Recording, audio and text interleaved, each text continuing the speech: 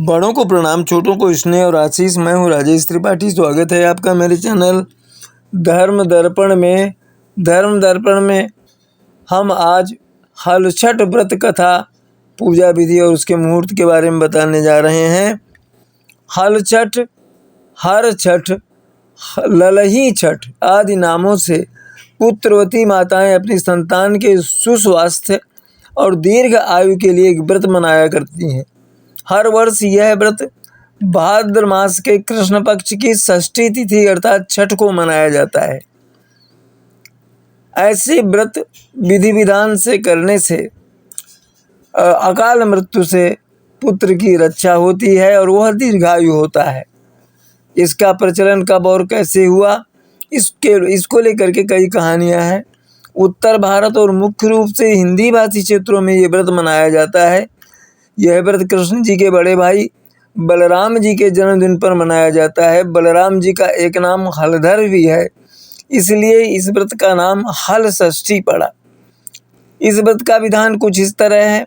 प्रातः नहा धोकर शुद्ध होकर धुले साफ वस्त्र पहने, कांस, झड़बेरी, पलास की डाल को मिलाकर हलछठ बनाकर उसे गीली मिट्टी में स्थापित करें। अगर कच्ची जमीन है तो खोद कर हलछठ गाड़ दें। गीली मिट्टी से घेर कर एक छोटा सा तालाब बना लें, उसमें पानी भर दें। पास ही एक चौकी में मिट्टी के शिव, पार्वती, गणेश, कार्तिकेय की मूर्तियां स्थापित कर लें। कागज पर या दीवार पर भैंस के घी और सिंदूर से हल षष्ठी का चित्र बना लें। पूजा में 6 तरह का अनाज, चना, जौ, मक्का, ज्वार, बाजरा का प्रयोग करें। पूजा स्थल पर बच्चों के खिलौने व सुहागिनों के श्रृंगार की वस्तुएं रखें। पूजा समाप्त होने पर ब्राह्मण को दक्षिणा दें। हलछठ के दिन व्रती हल से जोते जाने वाले खेत पर ना जाएं। हल से जोत कर बोकर खेत में उगाया अन्न नहीं खाना चाहिए। व्रती महिलाएं सिर्फ भैंस का ही घी, दूध, दही प्रयोग करें।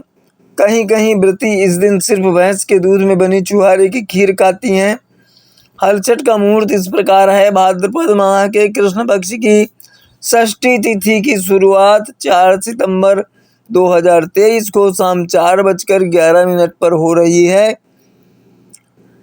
षष्ठी तिथि का समापन अगले दिन 5 सितंबर 2023 को दोपहर 3:46 पर होगा। इससे पूर्व पूजा संपन्न कर लेनी चाहिए।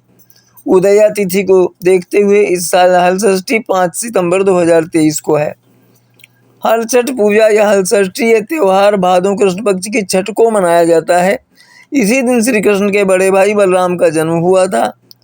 यह व्रत पुत्रवती महिलाएं करती हैं। इसके अलावा गर्भवती और संतान प्राप्ति की इच्छा रखने वाली महिलाएं भी इस व्रत को करती हैं। हलछठ व्रत की कथा।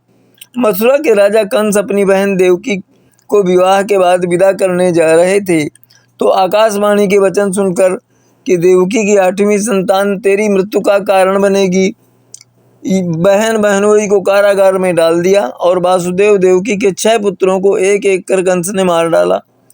जब 7वें बच्चे के जन्म का समय नजदीक आया तो देवर्षि नारद जी वसुदेव देवकी से मिलने पहुंचे और उनके दुख का कारण जानकर देवकी को हल षष्ठी देवी के व्रत रखने की सलाह दी।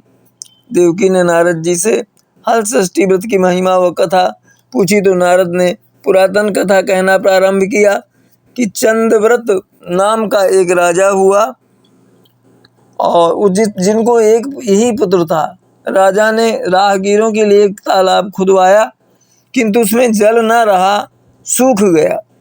राहगीर उस रास्ते गुजरते और सूखे तालाब को देखकर राजा को गाली देते। इस खबर को सुनकर राजा दुखित हुआ कि मैंने तालाब खुदवाया, मेरा धन व धर्म दोनों ही व्यर्थ गया। उसी रोज रात राजा को स्वप्न में वरुण देव ने दर्शन देकर कहा कि यदि तुम अपने पुत्र की बलि तालाब में दोगे तो जल भर जाएगा। सुबह राजा ने स्वप्न में कही बात दरबार को सुनाई और कहा कि मेरा धन व धर्म भले ही व्यर्थ हो जाए पर मैं अपने पुत्र की बलि नहीं दूंगा। ये बात लोगों से राजकुमार तक पहुंची तो वो सोचने लगा कि यदि मेरी बलि से तालाब में पानी आ जाए तो लोगों का भला होगा। ये सोचकर राजकुमार अपनी बलि देने तालाब में बैठ गया। अब वह तालाब पानी से लबालब भर गया। जल के जीव जंतुओं से तालाब परिपूर्ण हो गया। इकलौते पुत्र के बलि हो जाने से राजा दुखी होकर वन को चला गया। वहाँ 5 स्त्रियां व्रत कर रही थीं, जिसे देखकर राजा ने पूछा कि कौन सा व्रत और क्यों कर रही हो। पूछने पर स्त्रियों ने हल षष्ठी व्रत की संपूर्ण विधि विधान बतला दी।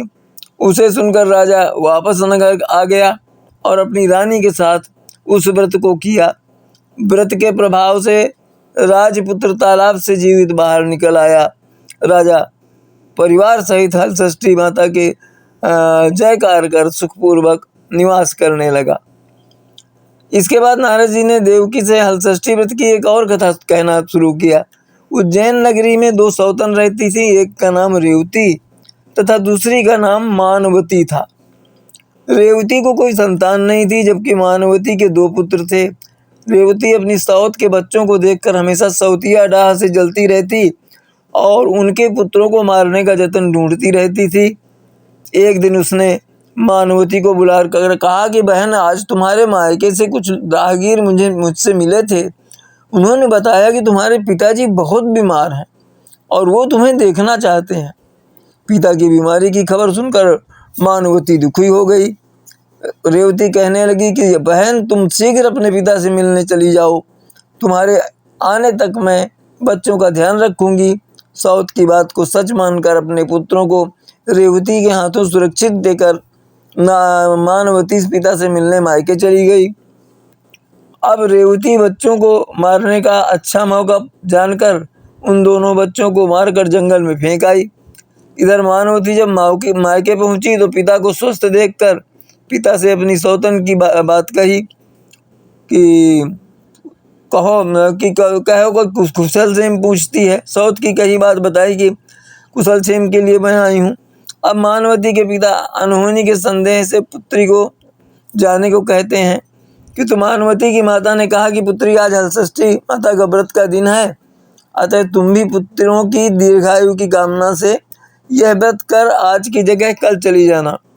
माता की सलाह मानकर मानवती पुत्रों की स्वास्थ्य कामना के लिए हल षष्ठी माता का व्रत धारण कर दूसरे दिन अपने घर जाने को निकली।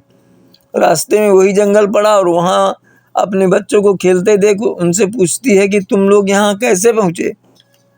तब पुत्रों ने बताया कि आपके चले जाने पर हमारी दूसरी माता रेवती ने मारकर हमें यहाँ फेंक दिया था कि तभी एक दूसरी स्त्री ने हमें फिर से जीवित कर दिया।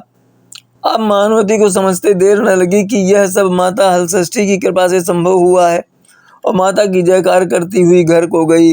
नगर में मानवती के पुत्रों को पुनः जीवित देखकर और माता हल षष्ठी की महिमा जानकर सभी स्त्रियां हल षष्ठी व्रत करने लगी। तो ये तो थी आज हल षष्ठी व्रत की कथा, जो पुत्रवती माताएं और पुत्र की चाह रखने वाली माताएं करती हैं। इसी तरह के अन्य व्रत त्योहारों या अन्य धार्मिक प्रसंगों के साथ हम अगले वीडियो में आपसे मिलेंगे। तब तक आप सब परिवार स्वस्थ, सानंद, सुरक्षित रहें, यही हमारी कामना और प्रभु से प्रार्थना है। हमारे चैनल धर्म दर्पण का ऐसे ही समर्थन करते रहिए। आपका बहुत बहुत आभार। नमस्कार, प्रणाम।